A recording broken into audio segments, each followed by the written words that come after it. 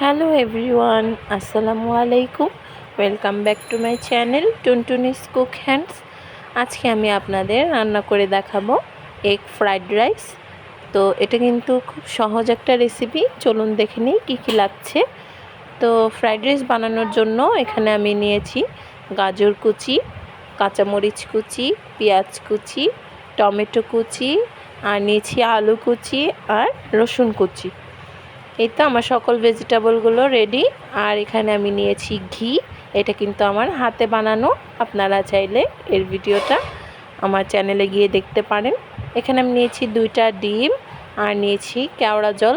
কেওড়া জলের স্মেলটা আমার খুবই ভালো লাগে, তাই নিয়েছি। আর এখানে নিয়েছি টমেটোর সস, আর লাগবে ভাত, আর নিয়েছি আমি কালো গোলমরিচের গুঁড়া। এই তো আমার সকল উপকরণগুলো গোছানো হয়ে গিয়েছে। এবার চলুন মূল রান্নায় চলে যাই। এখানে আমি একটা কড়াইতে কিছুটা তেল নিয়ে নিচ্ছি। তেলের মধ্যে আমি 2টা ডিম দিয়ে দেব। ডিম দিয়ে এখানে আমি কিছু কালো গোলমরিচের গুঁড়া আর ডিমের পরিমাণ মতো লবণ দিয়ে নেব। দিয়ে আমি ভালো করে ডিমটা ঝুরি করে নেব, এভাবে নেড়ে চেড়ে। এই পর্যায়ে কিন্তু ডিমটা রেখে দিবেন না, তাহলে কিন্তু একটা আস্ত আস্ত হয়ে যাবে। এটা অনবরত নেড়ে চেড়ে এভাবে করে ঝুরি ঝুরি করে নিয়ে নেব। ঝুরি করা হয়ে গেলে আমি ডিমগুলো একটা প্লেটে তুলে নেব। এই তো আমার ডিমগুলো ঝুরি করা হয়ে গিয়েছে, আর আমি এটা একটা প্লেটে তুলে নিলাম।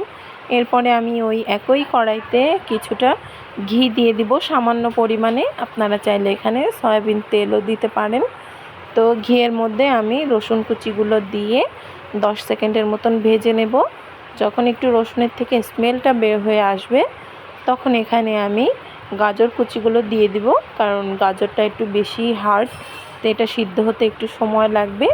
তাই এটা আগে আমি দিয়ে দেব এবং ভালো করে সময় নিয়ে ভেজে নেব। তো গাজরটা প্রায় 1 মিনিটের মতন আমি নেড়ে চেড়ে ভালো করে ভেজে নেব। ভেজে নেওয়া হয়ে গেলে এখানে আমি বাকি ভেজিটেবলগুলো দিয়ে দেব। তো আমি গাজরটা 1 মিনিটের মতন ভেজে নিয়েছি। এরপরে এখন আমি এখানে আলু কুচিগুলো দিয়ে দেব।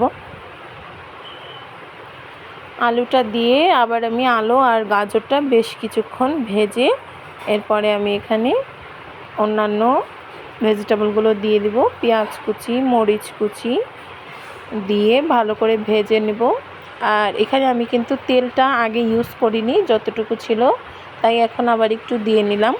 আর স্বাদ মতো লবণ দিয়ে দিচ্ছি। লবণটা এখানে আমি একেবারেই দিয়ে দিচ্ছি ভাত আর ভেজিটেবলের অনুযায়ী। তো লবণটা দেওয়া হয়ে গেলে এরপরে আমি আবার ভালো করে নেড়েচেড়ে মিশিয়ে নেব।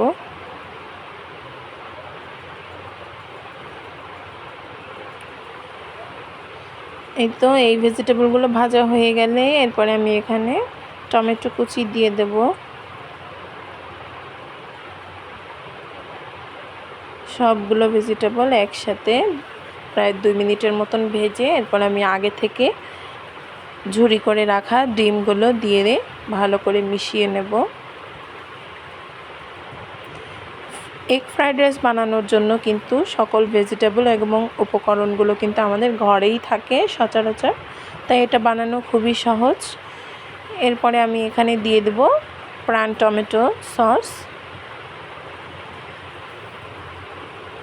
আমার বাসায় আজকে সয়া সস নেই, আপনাদের বাসায় সয়া সস থাকলে এই পর্যায়ে এখানে একটু সয়া সসও দিয়ে দিতে পারেন। কিন্তু টমেটো সসটা দেওয়া হয়ে গেলে আমি আবার কিছুক্ষণ নেড়ে চেড়ে এরপরে দিয়ে দেব আমাদের আগে থেকে রান্না করে রাখা ভাত।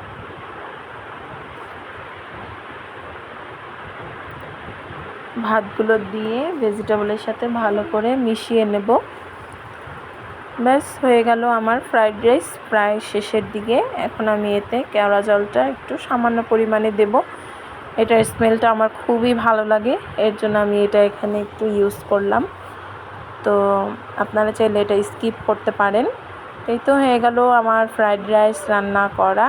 আশা করি আপনাদের কাছে ভিডিওটা ভালো লেগেছে। ভালো লাগলে প্লিজ আমার চ্যানেলটাতে লাইক, কমেন্ট, শেয়ার এবং সাবস্ক্রাইব করে দিবেন আরও নতুন নতুন ভিডিও পাওয়ার জন্য। আর হ্যাঁ, অবশ্যই ভালো লাগলে কিন্তু বাসায় একবার এভাবে ট্রাই করে দেখবেন। তো আল্লাহ হাফেজ।